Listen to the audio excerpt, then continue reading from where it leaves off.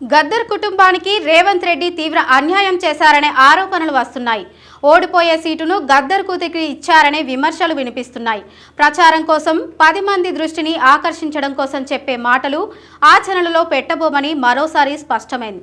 2023లో జరిగిన తెలంగాణ అసెంబ్లీ ఎన్నికల్లో గద్దర్ బిడ్డ వెన్నెలకు కంటోన్మెంట్ సీటు ఇచ్చింది. ప్రజా గాయకుడి కుటుంబానికి గౌరవం ఇచ్చామని చెప్పుకుంది. తెలంగాణ ఉద్యమానికి గద్దర్ ఎంతో సేవ చేసినప్పటికీ ఆయన కుటుంబానికి కేసీఆర్ బీఆర్ఎస్ ఏమీ చేయలేదని దుమ్మెత్తిపోసింది. తీరా ఓడిపోయే చోట సీటిచ్చి దానిని తమ ప్రచారానికి వాడుకుంది. కంటోన్మెంట్ ప్రాంతంలోనే పుట్టి పెరిగి వెన్నెలకు ఉద్యమం జీవితం తప్ప రాజకీయం కుట్రలు ఎత్తుగడలు తెలియదు. తండ్రి వారసత్వంతో సైద్ధాంతిక ఆలోచన విధానంతో ఉండే వెన్నెల కాంగ్రెస్ రేవంత్ రెడ్డి ఎత్తుగడలను ఊహించలేకపోయారు. నిజానికి 2023 తెలంగాణ అసెంబ్లీ ఎన్నికల్లో పోటీ చేస్తారని వెన్నెల అడగలేదు. కనీసం ఆమె అభిప్రాయం కూడా తీసుకోకుండా రేవంత్ రెడ్డి దూకుడుగా ఆమె పేరు ప్రకటించారు.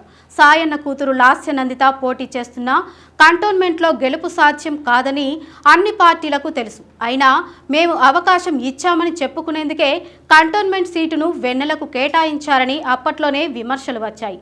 ఆ ఎన్నికల్లో అందరూ అనుకున్నట్టే బీఆర్ఎస్ పార్టీ గెలిచింది. అయితే ఊహించని రోడ్డు ప్రమాదంలో లాస్యనందిత చనిపోవడంతో కంటోన్మెంట్కు ఉప ఎన్నిక వచ్చింది. 2023 ఎన్నికల్లో వెన్నెలకు సీట్ ఇచ్చిన కాంగ్రెస్ పార్టీ ఉప ఎన్నికలో కూడా వెన్నెలకే సీట్ ఇవ్వచ్చు కదా అంటున్నారు.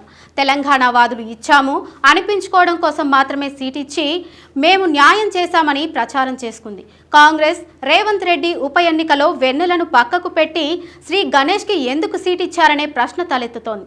అసెంబ్లీ ఎన్నికల్లో నియోజకవర్గం మీద మండిపట్టుండి స్థానికులతో మంచి సంబంధాలున్న బీఆర్ఎస్ అభ్యర్థి లాస్యనందిత పోటీ చేశారు. అలాంటి అభ్యర్థిపై వెన్నెల గెలిచే అవకాశాలు లేవు కాబట్టే అప్పుడు టికెట్ ఇచ్చారనే విమర్శలున్నాయి. ప్రస్తుతం రాష్ట్రంలో కాంగ్రెస్ ప్రభుత్వం ఉంది. బీఆర్ఎస్ నుంచి పోటీ చేస్తున్న అభ్యర్థి అంత బలమైన వ్యక్తి కాదు. నిజంగానే కాంగ్రెస్కు చిత్తశుద్ధి ఉంటే ఇప్పుడు కూడా వెన్నెలకు టికెట్ ఇవ్వాల్సిందే మాట వినిపిస్తోంది. కానీ ఇప్పుడు గెలిచే అవకాశాలు ఉన్నాయి కాబట్టే బీజేపీ నుంచి శ్రీ గణేష్ను తీసుకొచ్చి టికెట్ ఇచ్చారని తెలుస్తోంది. ఓడినా గెలిచినా ఆ నియోజకవర్గం సాయన్నది కాబట్టి ఆయన కూతురికి బీఆర్ఎస్ పార్టీ మొదట టికెట్ ఇచ్చింది. ఆమె మరణం తర్వాత మరో కూతురికి టికెట్ ఇచ్చింది. కానీ రేవంత్ రెడ్డి మాత్రం ఆ పని చేయలేదు. 6 నెలల క్రితం పోటీ చేసి ఓడిపోయిన వెన్నెలను కాదని శ్రీ గణేష్ను తీసుకొచ్చారు.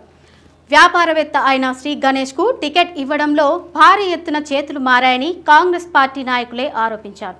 నిజంగా గద్దర్ కుటుంబం మీద ప్రేమ, గద్దర్ మీద నమ్మకం ఉంటే ఉప ఎన్నికల్లో కూడా వెన్నెలకే టికెట్ ఇచ్చి గెలిపించవచ్చు కదా గద్దర్ అభిమానులు అంటున్నారు. అసెంబ్లీ ఎన్నికల సమయంలో గద్దర్ పేరును వాడుకున్న రేవంత్ రెడ్డి ఆయన కూతురికి మాత్రం తీరని ద్రోహం చేశారనే ఆరోపణలు వస్తున్నాయి.